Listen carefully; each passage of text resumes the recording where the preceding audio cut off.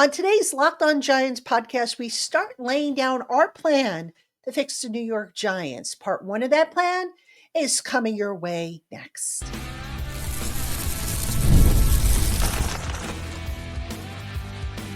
You are Locked On Giants, your daily New York Giants podcast. Part of the Locked On Podcast Network, your team every day. Hello, New York Giant fans, and welcome to another edition of the Locked On Giants podcast, part of the Locked On Podcast family, your team every day. I'm your host, Patricia Traina, credential member of the New York Giants media for Locked On, as well as for New York Giants on SI, which is where you can find my written work.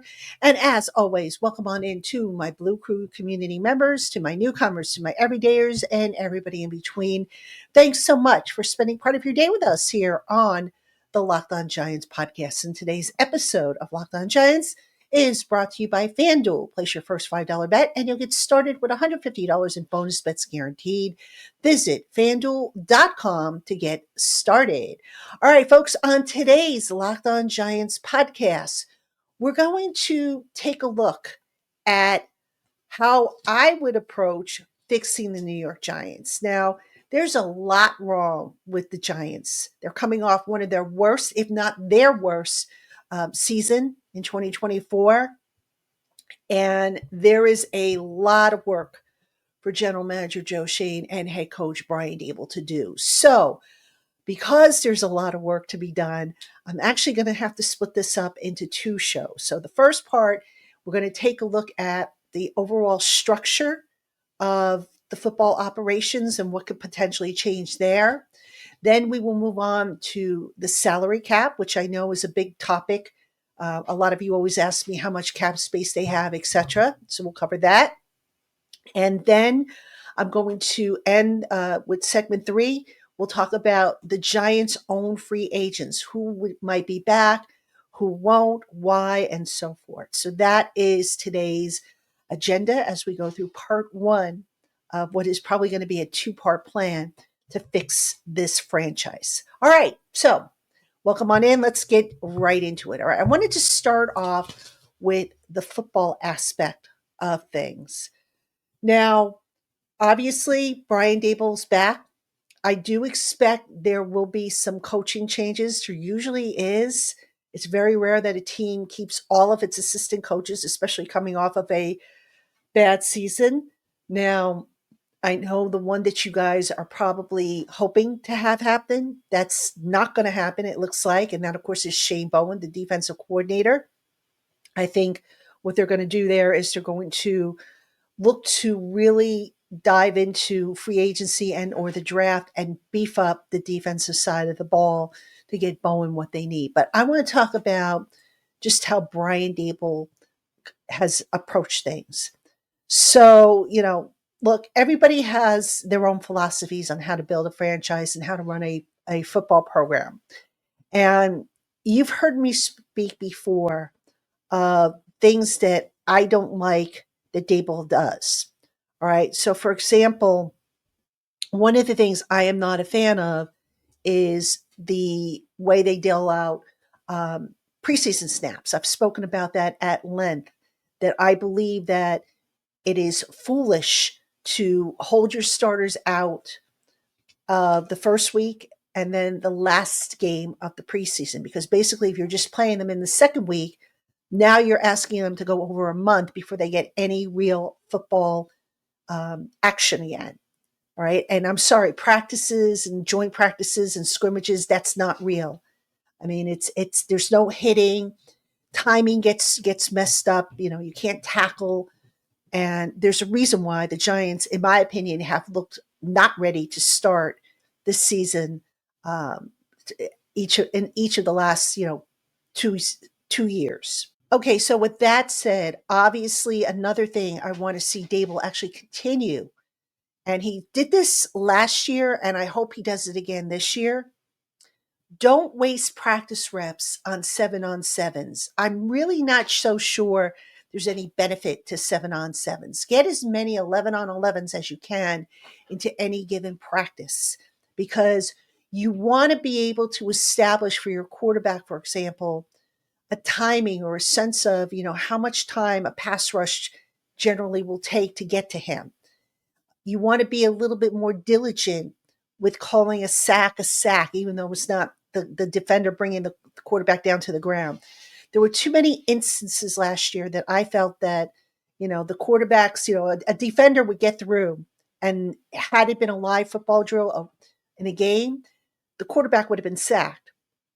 But the defender would get through and the quarterback would be allowed to finish the play. And I just felt like that did not help the passing game, especially in the beginning part of the year, because their timing was all messed up. You have to be able to say, okay, look, whistle the play dead. If a defender gets through and tags the quarterback, call the play dead and just say, okay, that's a sack for the defense. I didn't feel like they really did the offense much justice with that. But I want to backtrack a little bit here. I want to talk about the actual coaching structure. And, I've spoken about this before. I know last year I said that I was in favor of Brian Dable calling the plays. But in retrospect, how much did the rest of the team suffer with him being so tied up with the offensive side? And by that, I mean, you had a first time special teams coordinator, Michael Gabriel. And let's face it, special teams had its share of adventures this year. You brought in Shane Bowen to work with the defense for the first time. And I'm not suggesting that Brian Dable should have micromanaged both of those guys, but you would have maybe have liked to have seen him be a little bit more involved. And I'm not saying that Dable totally was hands off with special teams and with defense, but when you are an offensive play caller, you probably are going to spend a little bit more time sitting down and drawing up your play cards and stuff like that, as opposed to just handing that job off to the offensive coordinator to hand back to you. And I think, moving forward, this is why I would be in favor of Brian Dable going back to being a CEO style head coach. There were too many, mishaps last year between the defense and special teams. And again, I'm not saying micromanage those guys, but it would maybe behoove you to get a little bit more involved, I think, in, personnel selection, decisions, how you're going to, run kickoffs and stuff like that, just to bounce ideas off of each other. Because that's what really a head coach needs to do, in my opinion. He needs to be more involved. And all right, disclaimer, I'm not in the building during game planning sessions. The media gets 45 minutes, Wednesday, Thursday, Friday, and then post game locker room. So, I obviously don't know what kind of meetings and what goes on in those meetings, but based on things that I've heard from people that, I've asked, I just think, maybe there needs to be a little bit more involvement from the head coach and certainly a lot more accountability. This general, we didn't coach well enough, we didn't play well enough. That's great. We know that. We can see the results when they're bad, just like we can see the results when they're good. But have a little bit more accountability, I would say. Hold guys more accountable. There's a way to, I don't want to say call a guy out, but there's a way to express when you're unhappy with a effort or a performance that, doesn't necessarily belittle a guy. And just all those little things, I just feel like Dable could have done a lot better job with that management. But certainly the most important takeaway here is, okay, your special teams struggled last year. Your defense struggled last year. How about giving a little bit more attention to those two units as opposed to really wrapping yourself up in the offense as both the head coach and basically the offensive coordinator? Just turn that over, whether you bring in a new guy or whether you give it back to Mike Kafka, whatever the case might be. Put your ego aside and just give the play calling to somebody else to do. Let that person draw up the game plan. You as head coach, you can always lean into the headset if you don't like a call that's being made or if you want to talk about something that's going to be done, but just delegate. They're just, in my opinion, there wasn't enough of that And that can extend also to, clock management issues that they might have had, timeouts, um, when to challenge, when not to challenge. That all needs to be buttoned up tighter. And that can happen with a little bit more involvement from the head coach as opposed to a little less reliance on other people, advising you. So that would be really my first point in fixing the Giants. Just get Brian Dable more involved as a CEO style head coach. Now, coming up next, a lot of you have asked me about the salary cap. Where does it stand? How much do they have? How might they spend it? So I am going to talk about that right after this.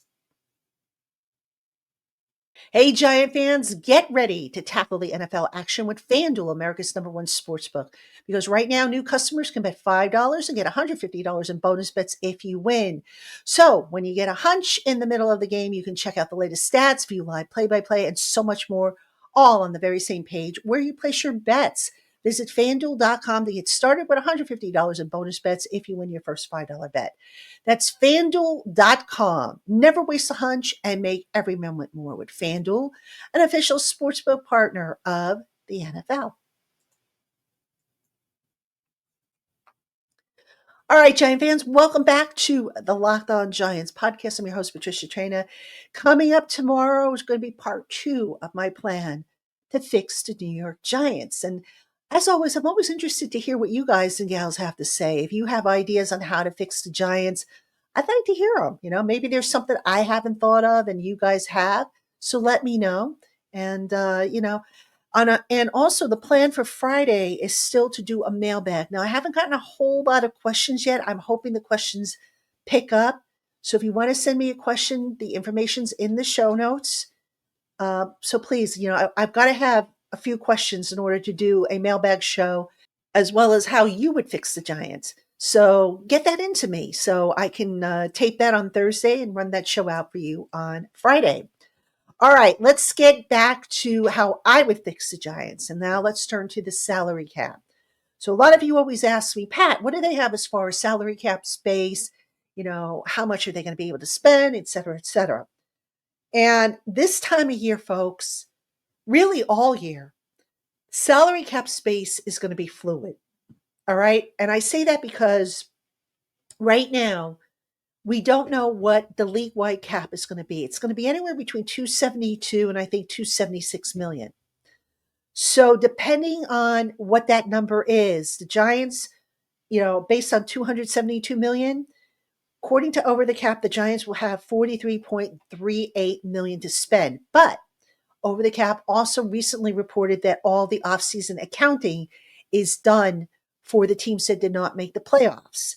So the Giants will have a carryover of 1.172 million. So you add that with their estimated cap hit, which by the way is 16th most in the league.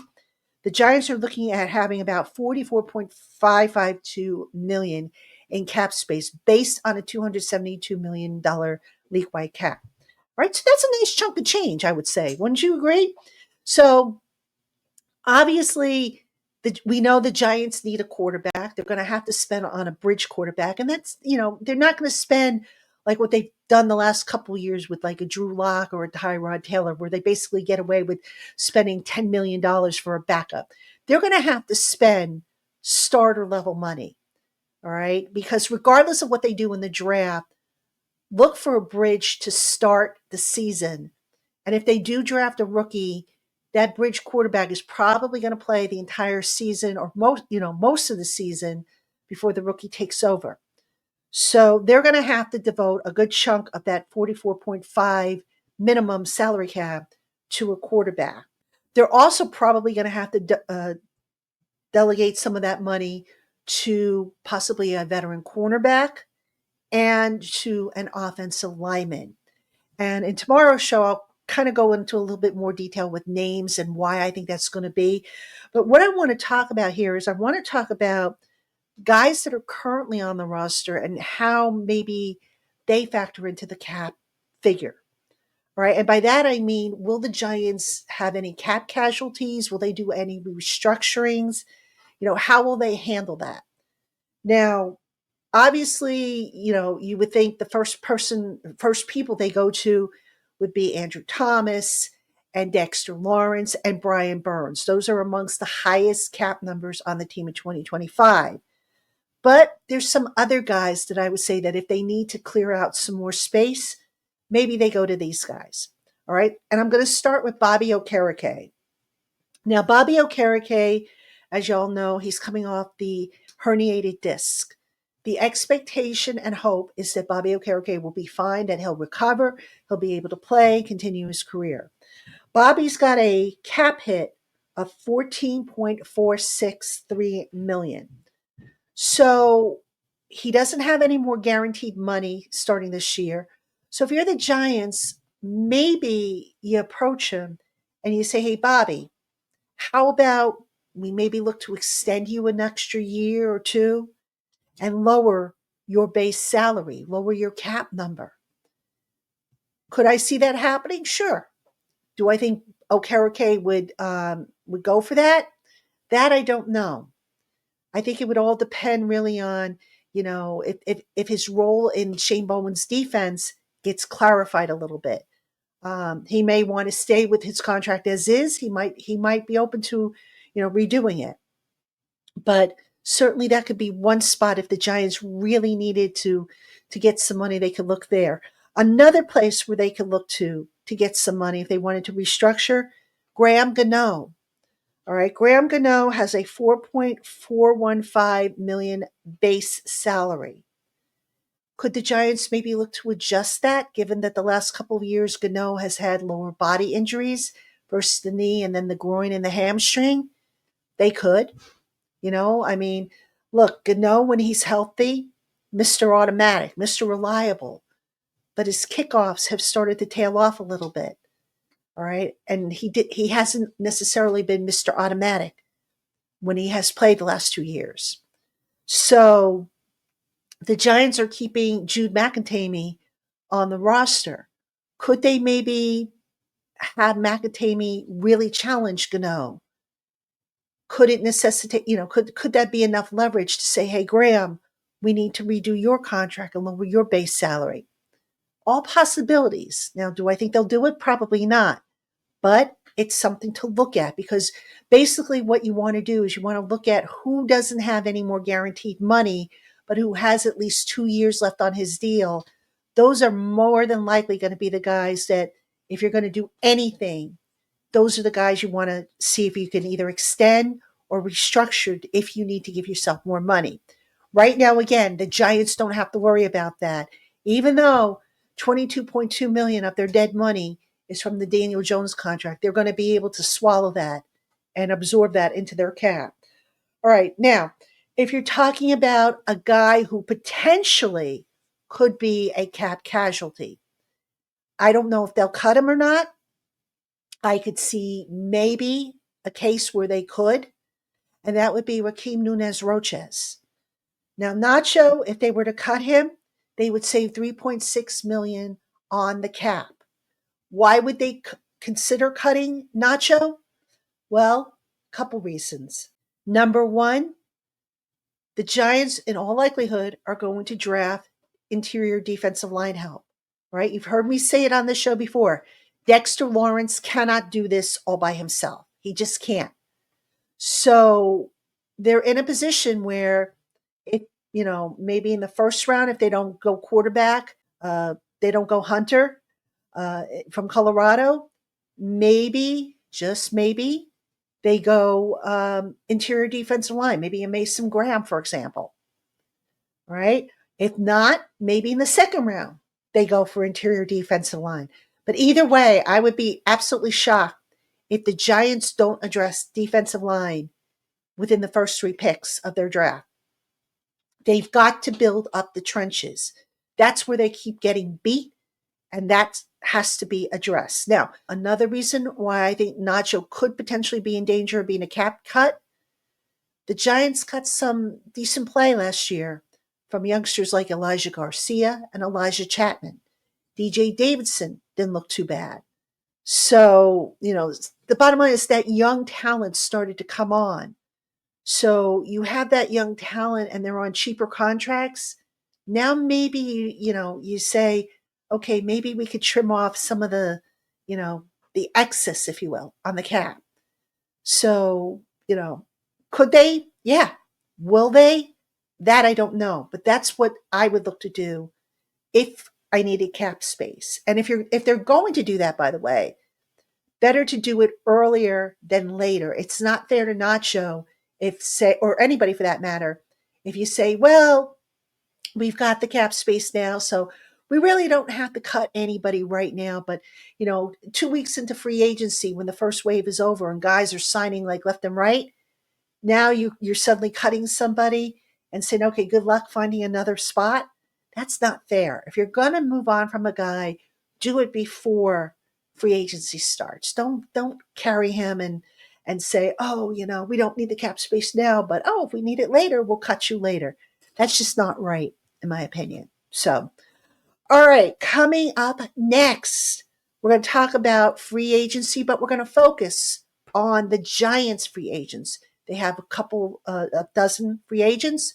Who should be back, who won't, and why. We'll talk about that right after this. Hey, Giant fans, when you're hiring for your small business, you want to find quality professionals that are right for the role. That's why you have to check out LinkedIn Jobs. LinkedIn Jobs has the tools to help you find the right professionals for your team faster and for free. LinkedIn isn't just a job board. They help you hire professionals that you can't find anywhere else, even those who aren't actively searching for a new job who might be open to the perfect role. 86% of the small businesses get a qualified candidate within 24 hours when they use LinkedIn.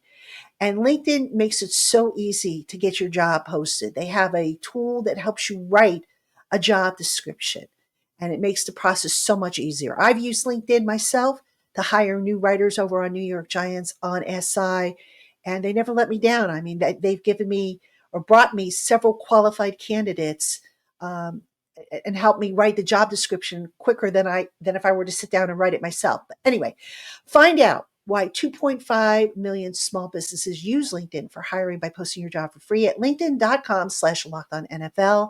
Again, that's linkedin.com/lockedonnfl to post your job for free. Terms and conditions do apply. Hey, Giant fans. If you are looking to join an exclusive community of Big Blue Faithful where you can discuss the team and receive inside information in a toxic-free environment, then you need to check out the Locked On Giants Blue Crew community. Members get access to our exclusive by invitation only Discord channel where we can talk with one another, ask questions, get breaking news, and so much more. Plus, as part of the Locked On Giants Blue Crew, I'm able to text exclusive updates and info directly to your phone, and all of my Blue Crew members can text directly to me privately, one on one. When you use our promo code Blue Crew, you will get your first 2 months after your 14-day trial at 50% off the regular price. The regular monthly price is $4.99 a month, but you can get it for 50% off. And if you don't like it, you can cancel before the trial ends and owes nothing.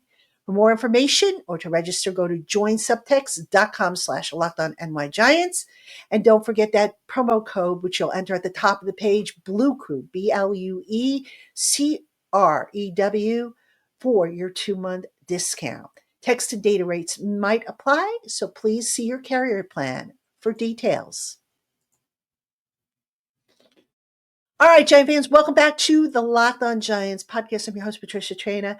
And in this part of our two-part plan to fix the Giants, multiple parts here, by the way, we're going to take a look at the Giants' own free agents. Now, it's interesting. The only maybe two or three guys that, at the start of the season, you could say might be worth re-signing: Darius Slayton, Azeez Ojulari, and Jason Pinnock. I don't think any of those three are going to be re-signed. I think Slayton is going to get an offer somewhere else and move on. I think Ojulari is going to get an offer somewhere else and move on. I'm pretty sure Pinnock is not going to be back. So you look at the Giants free agents and you say, well, who do they have that is worth re-signing?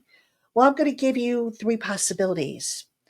Number one, obviously, Casey Kreider, the long snapper. He signs a 1-year contract with this team year in and year out. Absolutely no reason not to bring him back. Had a pretty good year this year. Under the radar, but a good year. Um, Jamie Gillen, a punter. All right. He's a free agent. Do you bring him back or do you move on from him? I would see about bringing him back because I think Jamie Gillen, even though he's inconsistent at times, you put good gunners on the field with him, and he's actually, you can actually get good results from him. So I would not, hate it if the Giants brought Jamie Gillen back. The other guy that I would consider bringing back, if he wanted to continue playing, and I think he's like 34 years old now, if I'm not mistaken, or going to be 34. Offensive lineman Greg Van Roten. All right. Now, yes, the Giants have Jake Kubas under contract. Jake Kubas, they're cross training. He's a guard, but they're also cross training him to learn center, kind of like the same role that Greg Van Roten plays. But you know what? Greg Van Roten, I would consider, making him an offer to return and let him compete with maybe Evan Neal for the remaining for that right guard spot. All right. So next year, for the offensive line, I would be looking at maybe Andrew Thomas and Jermaine Illuminor as my tackles.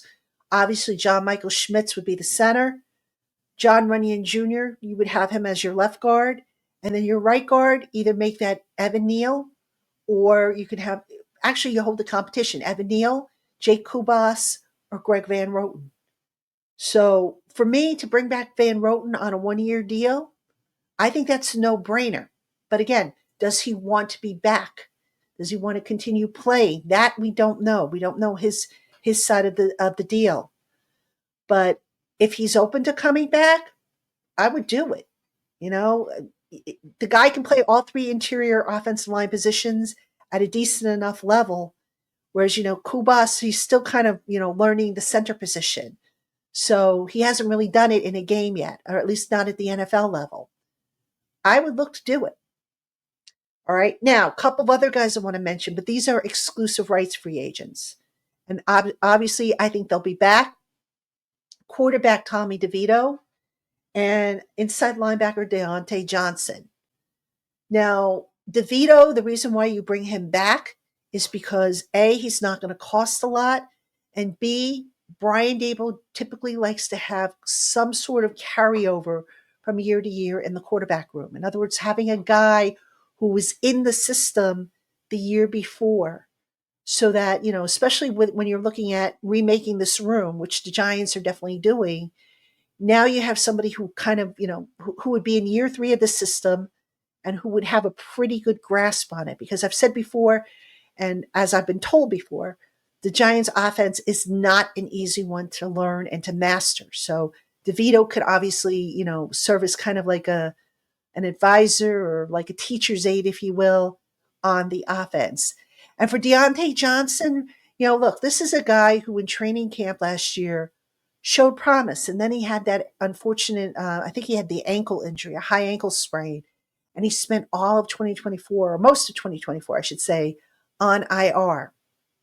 All right. But he showed some promise, got some late season snaps. And, I mentioned Bobby Okereke earlier in the show. Again, the hope and expectation is that Bobby will be okay. But really, who you have behind him? All right. So you figure, okay, they bring back Bobby. They bring back Micah McFadden, who's going to be in a contract year. I don't think they bring back Isaiah Simmons. They do have Darius Mawaso, who can be a backup there. But I'd like to see Deontay Johnson come back, not just, in terms of what he might be able to lend to the defense, but also special teams, which is the other factor that goes into these decisions. So those are really the guys I would consider keeping if I'm the Giants. The rest of them, I think the Giants will potentially move on from them. Now, there's always going to be a surprise. There always is, where a guy comes back that you weren't expecting, or a guy that you were expecting to come back leaves. But of the Giants free agents, there's really nobody there that you have to say, oh my gosh, they have to bring that guy back. If they don't, they're in trouble.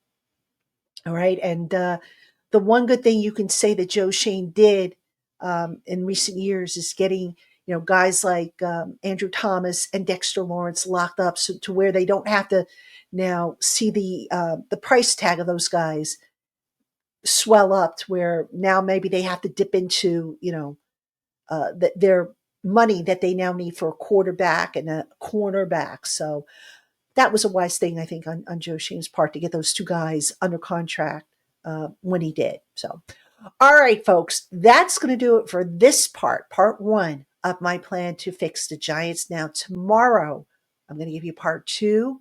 We'll take a look at external free agency. Okay, free agents that maybe I think the Giants should pursue. We'll take a look at the draft, and then we'll have some final thoughts on some, last minute things, little things maybe that we're not thinking of, but probably should be thinking of. So that will be tomorrow's show, and I hope you will tune in. As always, thank you for making making the Locked On Giants part of your day, and I'll see you tomorrow, Giant fans.